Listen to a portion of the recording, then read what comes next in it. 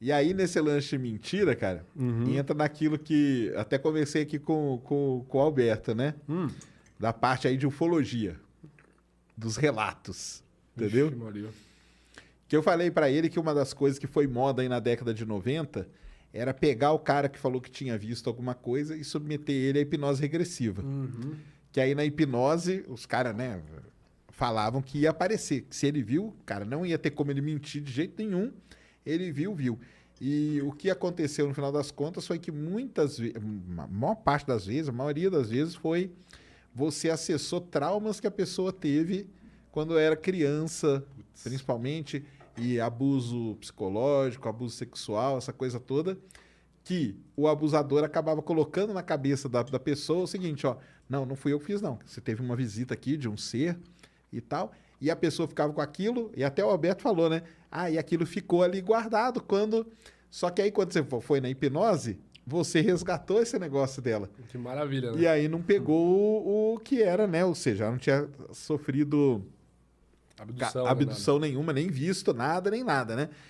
Quando ele teve aqui, nós até falamos, aí tem o negócio da histeria coletiva, né? Que um, tá mexendo ali, pior que tá mexendo mesmo, aí o outro, pronto, né? Aí todo mundo fala. E o lance, cara, de aplicar isso, você já viu algum caso desse ou não? De aplicar análise não verbal num suposto abduzido. Esse eu nunca vi, ó, que esse seria um negócio legal, hein? Cara, não tem... Ó, fica uma dica aí fazer um vídeo, ó. Não, muito bom. Pegar um caso de um suposto abduzido. Provavelmente eu ia usar você como fonte de contexto, pra eu entender melhor. Entendi. Eu ia te perguntar muita coisa se eu fosse fazer uma avaliação dessa. Cara, nunca vi. Mas, entra naquilo que a gente falou, né? Por exemplo, o cara teria um contexto pra mentir. Ele ia ganhar alguma coisa com isso? Ele ia ganhar fama? Entendeu? Exato. É naquele contexto onde é passível uma avaliação não verbal, né? Tipo... Por exemplo, o caso famosíssimo no Brasil, você deve conhecer, pelo menos você ouviu falar, é o ET de Varginha. Que as 3 meninas... Como que começou a história toda foi porque as 3 meninas, elas acabaram vendo que elas chamavam de um ser agachadinho num terreno baldio e que esse ser era meio esquisito, parecia que ele tinha 3 chifres na cabeça e tal. Depois de muito, muito tempo e tal, isso aí até boa parte dos ufólogos meio que já desconsidera, tanto que Varginha, o pessoal, né, comprou a ideia tem um disco voador na entrada da cidade. Zoeira mesmo. Parece que o que aconteceu com elas foi que elas criaram essa mentira e aí elas tinham que sair sustentando isso pra sempre, entendeu? Cara, virou uma coisa comercial, porque assim, a cidade teve muita coisa nesse sentido, né? A cidade teve, elas também, mas depois o que aconteceu? Elas viraram motivo de chacota. Porque, aí falam, não, o que elas viram foi o mendigo famoso que tem aqui na cidade e que ele sempre estava naquele terreno baldio. E aí, cara, tanto que elas tiveram seríssimos problemas de nem sair de casa, entendeu? Nesse caso, a mentira faz total sentido. Precisar mentir. Então, mas ela precisou... Mas aí que tá. Porque elas, vamos dizer assim, talvez elas possam... Eu nem digo que elas mentiram pra ficar famosas. Talvez elas possam até mesmo ter confundido. Entendeu? Opa! Aí, ó, tá vendo? Estão falando do ET de Varginha. Acontece essas coisas, ó. Desencaixou aqui. Tá vendo só? Tá louco. Cadê o neuromágico? Se estiver vendo a live aí, já vai analisar os espíritos aqui. Analisa aí, tá vendo? Fui mexer com o Juca. Juca, não tô falando... Sabe quem que é o Juca? Não faço ideia. Não vou te contar quem é o Juca. Nem calculo. Vou te contar já, eu te conto quem é o Juca. Então, o que eu falo é o seguinte, cara. Talvez elas tenham confundido mesmo. Só que a história foi ficando, né? Foi ficando. E elas tiveram que sustentar essa história durante muito tempo. Num primeiro momento, eu acho que o mais provável... Eu já falo, já. Eu acho que tem sido uma confusão no primeiro momento. Pode, né? Valeu, meu querido Mulans. Ela seria um caso interessante de pegar as entrevistas dela na época. Pra rever, né? Pra tentar dar uma analisada. Será que não, cara? Sim, eu nunca peguei pra fazer. Mas nesse caso, ó, na minha visão, né? Lembrando que eu não sou psicólogo, eu acho que num primeiro momento entraria uma falsa memória, uma confusão, sabe? Realmente, uma percepção. Até porque que idade que essas meninas tinham na primeira vez? Elas eram novinhas. Menos de 18? Menos de 18. Então, cara, aí você entra numa fase lúdica. Ó, o próprio cérebro... Até os 21 ele tá em formação, então muita coisa se perde, muito tecido se expande. Cara, eu acho mais provável ser uma confusão ali na percepção mesmo, sabe? no sistema sensorial das meninas. Putz, percebi uma coisa e tal. Pode entrar num efeito manada, sugestão coletiva. Meu, você viu o quê? O ET? ET é ali. Ali, vi. Entendi. Entendeu? Efeito manada é uma realidade, né? A gente acaba abdicando do que a gente julga correto para ser aceito no todo. O Solomon West já mostrou isso aí em vários experimentos, né? A pessoa acaba abdicando do pensamento dela para estar em consonância com o grupo. Então, na minha opinião, é mais provável isso. Agora, no segundo momento, a mentira faz muito sentido, né? Tipo, meu, se eu não mentir, eu vou ser chacota aqui. Né? Então... Porque pelo que você me falou, pelo que eu entendi, deram entrevistas em longo tempo, assim. Então, elas foram entrevistadas tal, e de repente elas sumiram. Tanto que hoje tem até pessoal de podcast que tenta chamar elas não vão, entendeu? Porque elas têm meio medo até de voltar nessa história e tudo. Uma coisa negativa. Porque elas viraram um motivo ali na cidade. A pessoa fala, aquelas meninas. São doidas. Entendeu? Putz. Então ficou esse negócio aí com uma coisa que elas, né, talvez foram sugestionavam, começaram a ver esse monte de notícia. E, foi aquilo que a gente viu mesmo e tal. Que isso que é o grande problema, que acontece, né? Sim. Às vezes acontece essas coisas, né? Mas aí é o que a gente fala, né? Você vai avaliar a linguagem corporal. Vamos supor, eu faço uma análise, aí eu falo assim, tem análise que o pessoal me manda. Entra até uma pergunta minha. Criança é mais fácil ou mais difícil? De avaliar o comportamento, É. Desonesto costuma ser mais fácil. É. Porque a criança não mente melhor que o adulto. Aliás, não mente menos, ela mente pior. É porque tem menos filtro. O adulto tem muita camada, né? Agora, comportamento emocional é muito fácil em criança, até porque é bem caricato de se analisar. A avaliação da desonestidade, quando você tem todo o registro da história da criança, é muito fácil. Agora, falsas memórias, cara, é um caso assim, eu já peguei caso, por exemplo, de ter que analisar. A criança tinha hoje 12 anos de idade. Declarou que foi abusada aos 5. Passou por uma nova entrevista aos 8. E hoje, a dos 8 e a dos 5, cada coisa ela fala de um jeito. E aí? Cara, eu pulo fora. Tipo, eu falo, não tem condição. Porque aí é uma coisa que eu vou mexer que a chance de dar merda é muito grande. E é aí que vem muita crítica, que o pessoal fala assim, muita, né? Sempre a minoria, mas... o Vitor é limitado. O Vitor tem medo. Por que o Vitor... Cara, medo? Bicho, imagina se eu faço um negócio e o pai da criança vai... Claro. A investigação é totalmente enviesada, cara. Então, é até o que eu ia falar, complemento o que eu ia falar. Que nem vamos supor que eu faço uma análise de um general aí, um sargento, que fala que viu alguma coisa nos Estados Unidos. Que tem vídeo, Tem né? vários. O cara viu, o cara tava por dentro, ele viu. E vamos supor que eu vou lá e falo. Olha, o cara apresenta um comportamento congruente. Tá falando a verdade. E aí? É o que eu falei, é uma ferramenta. O que comprova, o que valida o que eu tô falando? Entendi. Quais são as evidências paralelas? E outra coisa também de falar o perigoso é que a pessoa pode pegar isso que você falou e usar como que ela vai usar, né? A sua... né? Entendeu? Então, cara, assim, se a gente vai fazer uma avaliação da desonestidade, igual esse caso da jurisprudência que teve no Brasil.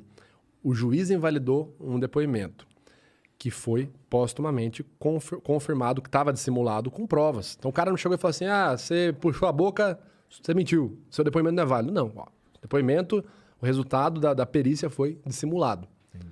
Que provas eu tenho que corroboram esse resultado? Aí, encontraram um negócio aqui, negócio ali, exame de balística, tal. Então, quando a gente vai falar de linguagem corporal, a gente precisa ter corroboração de outras evidências. Não dá para eu virar e falar, olha, fulano fez isso. Por isso que eu sempre falo, não existe análise sem contexto. Não dá para você chegar... Tem uma galera que adora. Nossa, cara, isso me irrita um pouco. É aquele efeito, eu esqueci o nome, quando a pessoa estuda um pouco de algo e ela acha que ela já sabe tudo. Dunning-Kruger. Então, mas... Bom, não sei se se encaixa, não é? Porque o Dunning-Kruger é tipo assim... Eu não preciso estudar ufologia para saber que isso não... É tipo assim, eu comecei a estudar linguagem corporal, eu li um livro e eu sei tudo. Eu já sei como saber o que você tá... Acontece isso muito com aluno novo. O cara começa a estudar e fala, Vitor, eu li um livro e parece o Chaves. Isás, e eu sei agora, essa pessoa tá pensando, Isás. E eu falo, cara, calma, não é por aí, cara. Não vamos devagar. E o cara chega numa noia. Não, porque... Falou, cara, contexto. Aí o pessoal me fala assim, mas Vitor... Você já viu os números de Mirabian? Falo, sim. Mirabian falou que nossa comunicação é 93% não verbal. É aqueles famosos números, né? O 7%, que vale o que é verbal e tal. Falei, beleza, cara. Você sabe a fonte desse número? Você sabe o que era esse estudo no Mirabian? Não tem nada a ver com o que você está falando. Caramba. Mas vamos fazer um experimento prático? Já que você está confiante. Você lê o livro, né? Tá. Vai para a Rússia. Você fala russo? Não, vai para a Rússia. Se vira só na linguagem corporal. Já que é 93, já você que não tem que ter problema nenhum, né? Porra, ou assiste um filme russo, sem legenda. Tá porra. Então não existe análise sem contexto. Inclusive o Merabian era uma pesquisa social, era para falar de comunicação em contextos emotivos e a comunicação corroborada com contexto, né? Nesses sinais, nesses estados, sim, quando eu estou num momento altamente emotivo, minha comunicação tende a ser majoritariamente não verbal naquele momento. Quando você vai ter uma relação, por exemplo, com a sua esposa, uma relação sexual, você não fala, olha, vou transar com você agora. Não, você manifesta uma relação física, porque você está muito emocionado, muito emotivo, um beijo. Quando o filho nasce. Cara, eu não lembro do que eu falei quando minha filha nasceu. Eu lembro que eu chorei, eu olhei, eu lembro de tudo que eu fiz verbalmente, mas eu não lembro do que eu falei. A minha esposa falou, porque você não falou nada. Entendi. Foi tudo não verbal foi mesmo. tudo não verbal. Uhum. Mas é naquele momento. Não é que você vai sair analisando todo mundo 93% porra nenhuma, entendeu? Não pode aplicar assim, né? Do jeito que tem. Tem gente que aplica desse jeito, né? E aí que... Tem gente que vende curso disso aí. E é aí que começa a entrar e vira essa bagunça. Aí é a linha que a gente falou. É a linha, aí né? você já tá na pseudociência. Aí você já pulou ali. A forma do seu corpo vai falar o seu... Cara, não existe evidência científica para isso, entendeu? Esse que é o ponto. E aí entra numa questão de bom senso, né, cara? A gente tá falando do comportamento da psique humana. Se fosse tão fácil falar da psique humana como olhar para a forma do corpo, você acha que... Tá tudo resolvido, né, cara? Exatamente. É igual quando eu falo assim, a galera fala das pistas oculares. Ah, você olhou para cá, mentiu. Pô, então não existe análise. É só esperar o sujeito olhar pro lado que você falou, porra. Não tem análise. Ah, olhou, beleza, caso encerrado, pessoal, vamos para casa, né? Então essas teorias que são assim reducionistas, elas, na minha opinião, avaliando o contexto, já dá para você perceber que o negócio é estranho, entendeu? É minimamente esquisito.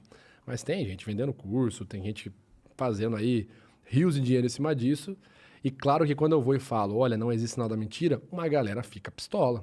Eu entendo, porque não vende curso. Você tá indo em cima do que os quer.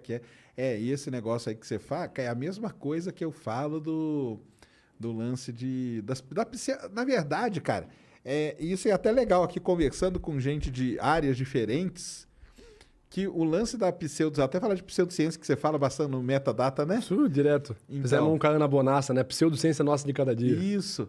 Um padrão da pseudociência, assim, cara, é esse lance do cara tentar sempre ter um ganho em cima, tipo, da ignorância das pessoas, né? Sim, sempre vai ter alguém.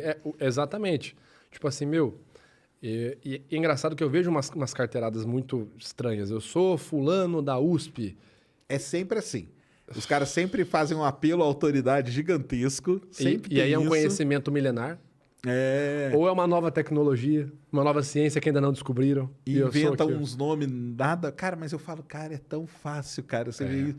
E eu conto aqui, cara, tem uns casos aí na astronomia tem um que é o Nibiru, né? Que a gente fala. Ah, tá. Conhece o Nibiru? Conheço. Então, eu vi no seu canal também. O Nibiru é o que vai bater na Terra, tal, não sei o quê. E teve um cara aí famoso, cara, que ele montou um grupo e ele vendia terra, entendeu? Porque era assim, você vai estar livre do Nibiru se você comprar o pedaço de terra aqui, porque a minha região aqui, eu sei já que ela vai... Ah, como que você sabe? Não, porque eu sou doutor não sei aonde, eu tenho aqui o apoio do fulano de tal, que é astrônomo de não sei da onde.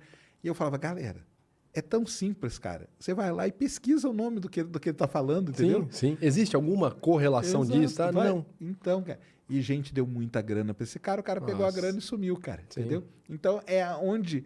Porque, por exemplo, mas o fulano acredita e tal. Cara, acreditar pra mim, cara, você pode acreditar no que você quiser, cara, entendeu? Concordo. Pra mim não tem problema nenhum. E outra, né, até o negócio de extraterrestre e tal, cara, procurar por vida em outro mundo, eu acho legal pra caramba, tem que procurar. A pessoa acreditar, acredite, cara, no que você quiser. Meu problema é com a turma que tenta extorquir e tirar grana com base na ignorância. Na ufologia tem isso também, entendeu? Casos famosíssimos aqui no Brasil também, a mesma coisa, é sempre com terra. Cara, ali em Goiás, que é um lugar, o centro do mundo, você vai estar protegido do grande arrebatamento, então compra aqui minha terra. O pessoal vai, cara. Isso, cara. E o pessoal compra, vende em casa. Você tá brincando? O cara vende a terra que vai estar livre do arrebatamento? Porque ali é o lugar que é o que vai estar ali. E o pessoal acredita nisso, porque o cara faz uns apelos assim. Cara, tem especialista em linguagem corporal no Brasil que grava vídeo ajudando o pessoal do tarô jogar o tarô com técnicas de linguagem corporal de persuasão. Caramba, sério? Pô, aí tá juntando um monte de... Um nome famoso aí do Brasil, inclusive, que faz isso. Que Mas enfim. doideira, cara. É